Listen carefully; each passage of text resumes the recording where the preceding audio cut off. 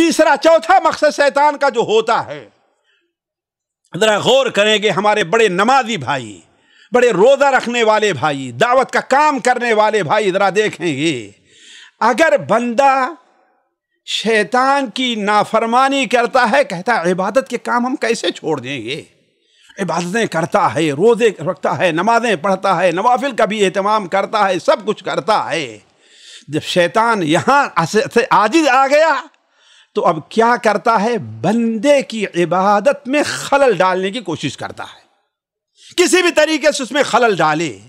مثال کے طور پر اسے ریا کے اندر مبتلا کر دے، جیسے بہت سے لوگوں پر یہ حملہ ہوتا ہے، اور یہ بہت باریک چیز ہے ساتھیوں، شیطان کا یہ بہت باریک حملہ ہے، اس سے اللہ کی قسم وہی بچ سکتا ہے جس کے اوپر اللہ کی خاص رحمت ہو، ورنہ نبی صلی اللہ علیہ وسلم نے یہاں تک صحابہ کرام سے کیا بیان فرمایا، میں تمہیں بتاؤں کہ مجھے تمہارے اوپر، حضرت حذیفہ کی روایت ہے مسند احمد وغیرہ میں، تمہارے اوپر سب سے زیادہ خطرہ، حتیٰ کہ دجال کے فتنہ سے بھی زیادہ خطرہ تمہیں کس چیز کا ہے؟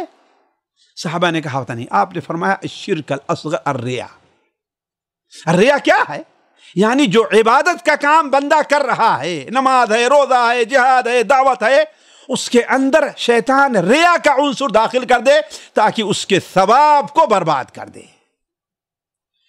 اور کبھی بدعت میں مبتلا کر دیتا ہے، اور یہ شیطان کی بڑی باریک چال ہے جسے لوگ سمجھتے نہیں ہیں۔ یعنی عبادت کے ساتھ کیا ہے، وہ عبادت کر رہا ہے، نماز پڑھ رہا ہے، روزہ رکھ رہا ہے، لیکن اس کے نماز میں، اس کے روزے میں بدعت کا عنصر شامل کر دیتا ہے۔ بھائی اللہ کے رسول صلی اللہ علیہ وسلم نے 12 رکعت سنت کی فضیلت بیان فرمائی ہے، ٹھیک ہے، اب کیا کرو، ہر نماز کے ساتھ ایسی سنت ہے کہ 17 رکعت ہو جائیں۔ عشاء کی نماز کتنی رکعت ہے؟ 17 رکعت ہے، ہو گئی۔ اب کوئی آدمی بیچارہ پڑھنا بھی چاہے، سوچتا ہے 17 رکعت کب تک ہم پڑھتے رہیں گے۔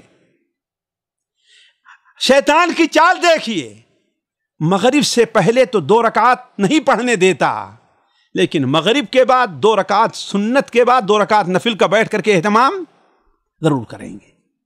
یہ شیطان کا حربہ ہے جو استعمال کر رہا ہے کہ جب عبادات سے نہیں روک پاتا تو کیا کرتا ہے، عبادات کے اندر فساد ڈالنے کی کوشش کرتا ہے، چاہے ریا میں مبتلا کر ہو، اس میں بدعات کو شامل کر کے ہو۔ ساتھیو، ایک ہر موضوع جو میں کہہ رہا ہوں، ایک الگ الگ موضوع، ایک الگ ٹاپک ہے، ہمارے جو دعات ہیں اس پر غور کریں تو ہے بہت مواد مل جائے گا، اور اگر اس سے بھی نہیں آتا، اس سے پر بھی کامیاب نہیں ہوا تو اس کے خشوع اور خضوع کے اندر خلل پیدا کرنے کی کوشش کرتا ہے کہ نماز میں، اس لیے کہ نماز کی اصل روح کیا ہے، خشوع اور خضوع ہے۔ جس کی نماز میں خشوع اور خضوع نہیں، گویا کہ اس کی نماز بے روح کے ہے۔ تو شیطان کیا کرتا ہے، بلکہ کبھی کبھار تو ایسا ہوتا ہے کہ بندہ ایک عبادت کو طویل کرنا چاہتا ہے، لیکن شیطان آ کر کے اسے کچھ نہ کچھ ضروریات کی چیزیں یاد دلاتا ہے کہ ارے پڑھنے لوگ تو وہ کام تو رہ جائے گا، ارے وہ کام تو رہ جائے گا، وہ کام تو رہ جائے گا، چاہے وہ مسجد سے باہر نکل کر کے اپنے ساتھی سے آدھے گھنٹے گفتگو کرتا رہے، شیطان کبھی اسے نہیں ورگلائے گا تمہارا وہ کام رکا ہوا ہے، پھر بعد میں کرنے اس کو تو کہے گا۔ لیکن جب تک مسجد میں تھا، سنتیں پڑھنا چاہتا تھا، دیر تک بیٹھنا چاہتا تھا، تو اسے وہ کام یاد کر کے باہر لے آ رہا ہے۔ آپ تجربہ کر لیجئے، یہ چیز کو ہر انسان جو سنت کے راستے پر ہے اس کو محسوس کرے گا کہ اس کے ساتھ ایسا شیطان کرتا ہے۔ اسی لیے تو نبی کریم صلی اللہ علیہ وسلم کی اس حدیث کے اوپر غور کیے، صحیح بخاری اور صحیح مسلم میں ہے، اذا نودی للصلاۃ ادبر الشیطان وله ضرات، جب اذان ہوتی ہے تو شیطان پاد مارتے ہوئے دور بھاگ جایا کرتا ہے، یہاں تک کہ اذان کو سن نہ سکے۔ اسی لیے علماء کہتے ہیں پاد اسی لیے زور زور سے نکالتا ہے تاکہ اس کی پاد کی آواز اوپر رہے اور اذان کی آواز نہ سنائی دے، لیکن جب اذان ختم ہوئی تو پھر بھاگ کر مسجد چلا آتا ہے۔ دیکھیے اس کی شرارت، دیکھیے آپ دیکھیں کہ ہم کتنے کوتاہ ہیں، اور وہ اپنے کام میں کس قدر محنت اور مشقت کر رہا ہے کہ ہمیں گمراہ کر دے۔ تبھی تو اللہ تعالیٰ فرمایا فَاتَّخِذُوهُ عَدُوًّا، تم بھی اسے اپنا دشمن بناؤ۔ جب تک ہم شیطان کو اپنا دشمن بنائیں گے نہیں، اس وقت تک اس سے بچنے کی کوشش نہیں کریں گے۔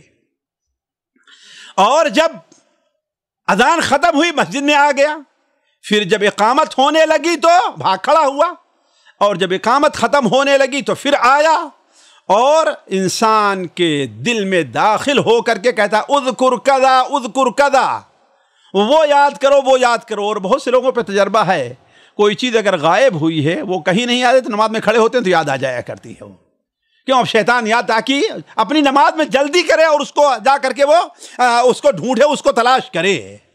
تو حتی یظل الرجل لا یدری کم صلی، یہاں تک کہ صورتحال یہ پیدا ہوتی ہے کہ اسے یہ پتہ نہیں ہے کہ بندے نے کتنی نماز پڑھی ہے۔ آپ جانتے ہیں کہ اس سلسلے میں بہت سی حدیثیں پائی جا رہی ہیں، میں ان کو ذکر نہیں کرتا۔ مجھے یاد ہے امام الجوزی رحمہ اللہ نے اس موضوع سے متعلق جو ہے ایک واقعہ بنو اسرائیل کا نقل کیا ہے۔ ظاہر بات یہ اسرائیلی واقعات ہیں، لا تصدق ولا تکذب، لیکن یہ بات جہاں تک حقیقت ہے کہ آپ صلی اللہ علیہ وسلم نے بیان فرمایا کہ بنو اسرائیل کے واقعات بیان کرو، اس لیے کہ ان میں عجیب و غریب چیزیں پیش آیا کرتی تھیں۔ انہیں عجیب و غریب قصے میں سے ایک ہے کہ حضرت حسن بصری سے بقول سے وارد ہے، وہ بیان کرتے ہیں کہ ایک درخت تھا جس کی پوجا کی جاتی تھی، جیسے آج ہمارے ہاں بہت سے درخت بنے ہوئے ہیں، حتیٰ کہ بہت سے لوگ جو اپنے کو معاہد ہونے کا دعویٰ کرتے ہیں، ان کے یہاں بھی ایک انار یا کس کا درخت ہے، آتا ہے کبھی اس میں ایک پتے بھی نہیں رہتا، لوگ توڑ کر لے کے چلے جایا کرتے ہیں اپنے یہاں۔ تو یہ چیزیں چل رہی ہیں، یہ ایک قسم کی پوجا ہے اس کی۔ تو ایک شخص کو غصہ آیا، جذبے میں آیا، کہا کہ میں اس درخت کو کاٹ کر کے رہوں گا، چنانچہ اپنے گھر سے نکلا اسے کاٹنے کے لیے۔ تو درمیان میں شیطان انسان کی شکل میں آ جاتا ہے کہ اللہ کے بندے تو کیا کرنے جا رہا ہے، کہاں جا رہا ہے؟ کہا میں اس درخت کو کاٹوں گا جو اللہ کے علاوہ اللہ کو چھوڑ کر اس کی پوجا لوگ کر رہے ہیں۔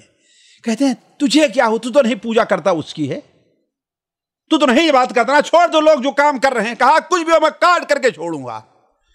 کہا کہ یہ کیسا ہوگا؟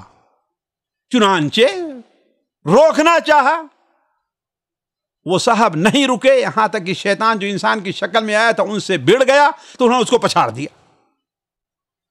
تو شیطان پھر بھی دیکھیے شیطان کی چال عاجز نہیں ہے، دیکھیے عبادات کو کیسے حفاظت کرتا ہے۔ وہ کہتا ہے کہ آپ کیوں اتنے پریشان ہو، چھوڑ دو جو کام کر رہے ہیں، جاؤ گے وہاں اختلاف ہوگا، لڑائی ہوگی، مار پیٹ ہوگی، چلو ہم تمہیں یہ بڑا اچھا کام سوچے ہو، چلو تم نے کر لیا، ہم تم کو روزانہ 2 دینار دیں گے۔ وہ بھی بیچارے شاید لڑائی میں تھک گئے رہے ہوں شیطان کے ساتھ، سوچ رہے ہو کہ وہ پیچھا چھوڑے گا ہی نہیں، چلو اس سے 2 دینار مل رہا ہے یہی لے لے۔ چنانچہ کہا کہ کون ضمانت دے؟ کہا میں ضمانت دیتا ہوں، روزانہ تمہارے پاس میں پہنچا دوں گا۔ چنانچہ واپس چلے گئے، شیطان نے 1 دن پہنچایا، 2 دن پہنچایا، پھر تیسرے دن مل ہی نہیں رہا ہے کچھ۔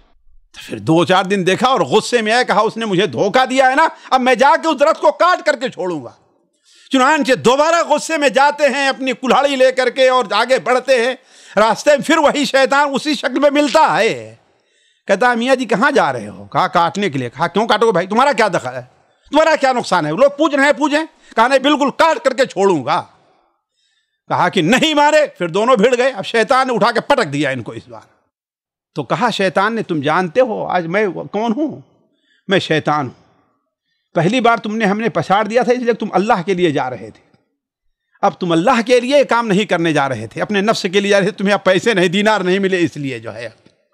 تو دیکھیں کس طریقے سے شیطان نے ان کے اخلاص کے اندر کس حیلے سے، ایسے ہم میں سے بہت سے دعات، بہت سے طلاب علم، بہت سے مبلغین کے دل میں داخل ہو کر کے شیطان، ارے ہم کیا جائیں وہاں تو ہماری لوگ قدر بھی نہیں کرتے ہیں ٹھیک سے۔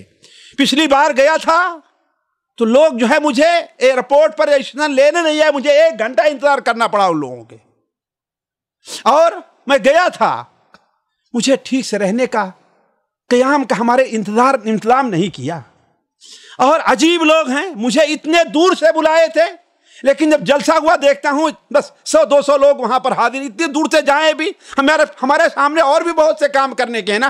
اس طریقے سے شیطان ان کے پاس آ کر کے انہیں دھوکہ دیتا ہے، لیکن وہ سمجھتے نہیں ہیں۔ بلکہ ساتھیوں عبادت کے فساد کا معاملہ یہ ہے کہ اس بارے میں شیطان نے اللہ کے رسول کو بھی نہیں چھوڑا ہے، نعوذ باللہ من ذالک، آپ کو بھی نہیں چھوڑا۔ صحیح مسلم میں ابو دردہ کی روایت ہے رضی اللہ تعالی عنہ کہ ایک بار اللہ کے رسول صلی اللہ علیہ وسلم ہمیں نماز پڑھا رہے تھے تو آپ کی زبانی ہم نے سنا کہ آپ کہہ رہے ہیں اعوذ باللہ منک العنتک بلعنت اللہ، یہ 3 بار آپ نے فرمایا۔ پھر آگے بڑھ کر کے آپ نے کوئی چیز پکڑنی چاہیے جب نماز سے فارغ ہوئے تو ہم نے کہا اے اللہ کے رسول صلی اللہ علیہ وسلم، آج آپ سے وہ چیزیں ہم نے سنی اور آپ نے وہ کام کیا ہے جو آپ کبھی نہیں کرتے تھے۔ تو آپ صلی اللہ علیہ وسلم نے ارشاد فرمایا کہ ان عدو اللہ ابلیس، اللہ کا دشمن ابلیس میرے سامنے آگ کا ایک شعلہ لے کر کے آتا ہے اور میرے چہرے کو جلا دینا چاہتا ہے۔ تو ہم نے کہا کہ العنو کا بلعنت اللہ، پھر بھی نہیں مانا۔ ہم نے کہا اعوذ باللہ منک، نہیں مانا۔ ہم نے کہا العنتک بلعنت اللہ، پھر بھی نہیں مانا۔ یہ دیکھیے شیطان، ہم اور آپ کیا ہیں ساتھیو؟ اللہ کے رسول صلی اللہ علیہ وسلم ہے۔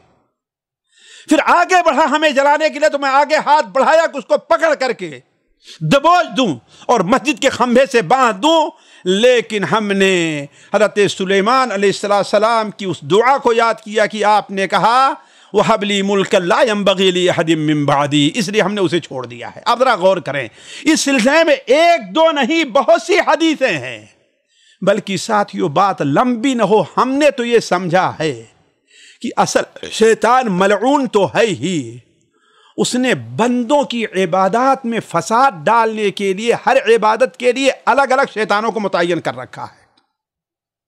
کسی کو نماز کے لیے ہے، کسی کو وضو کے لیے ہے، ہو سکتا کسی کو روزے کے لیے، کسی کو زکوٰۃ کے لیے، بندوں کی عبادات کو فساد ڈالنے کے لیے۔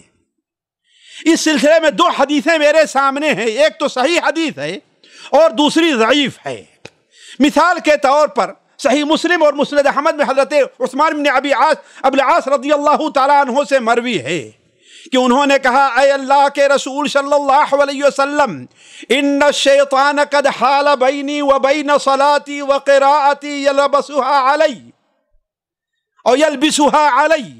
اے اللہ کے رسول صلی اللہ علیہ وسلم، شیطان نے مجھے بہت تنگ کر رکھا ہے، مجھے نماز نہیں پڑھنے دیتا، میں قرات کرتا ہوں اس میں خلل ڈالتا ہے۔ آپ صلی اللہ علیہ وسلم نے ارشاد فرمایا ذالک شیطان یقال لها خنزب، یہ ایک شیطان ہے جسے خنزب کہا جاتا ہے۔ تو گویا وہ شیطان جو بندوں کی نماز میں خلل ڈالتا ہے اس کا نام کیا ہے؟ خنزب ہے۔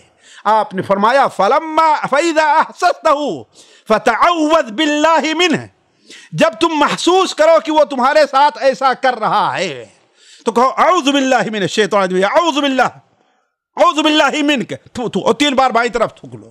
حضرت عثمان کہتے ہیں ایسا ہم نے کیا تو الحمدللہ شیطان کا شر دور ہو گیا۔ دوسری حدیث جو سنن ترمذی، سنن ابن ماجہ، صحیح ابن خزیمہ وغیرہ میں حضرت ابی بن کعب سے مروی ہے اور وہ ضعیف ہے۔ وہ یہ ہے کہ وضو کا ایک شیطان ہے جسے الولہان کہا جاتا ہے، اس لیے آپ نے فرمایا کہ وسواس الشیطان سے تم پرہیز کرو، وضو کے بارے میں، پانی کے بارے میں۔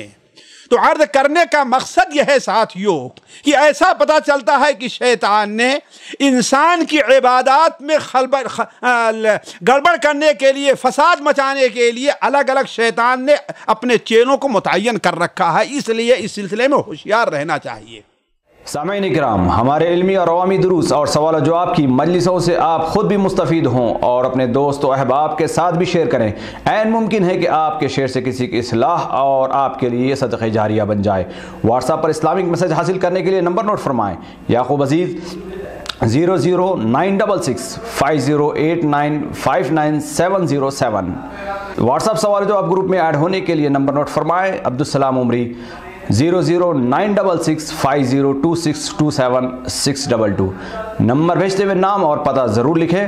اسی طرح ہمارے یوٹیوب چینل اسلامی دعویٰ کو ضرور سبسکرائب کریں تاکہ ہماری ہر نئی اور اہم ویڈیو کی اطلاع آپ کو فوری حاصل ہو جائے۔ تمام دروس، مقالات اور سوال و جواب سیریز کے لیے ہماری مشہور ویب سائٹ www.islamidawah.com کا مشاہدہ کرتے رہیں۔ السلام علیکم ورحمۃ اللہ وبرکاتہ۔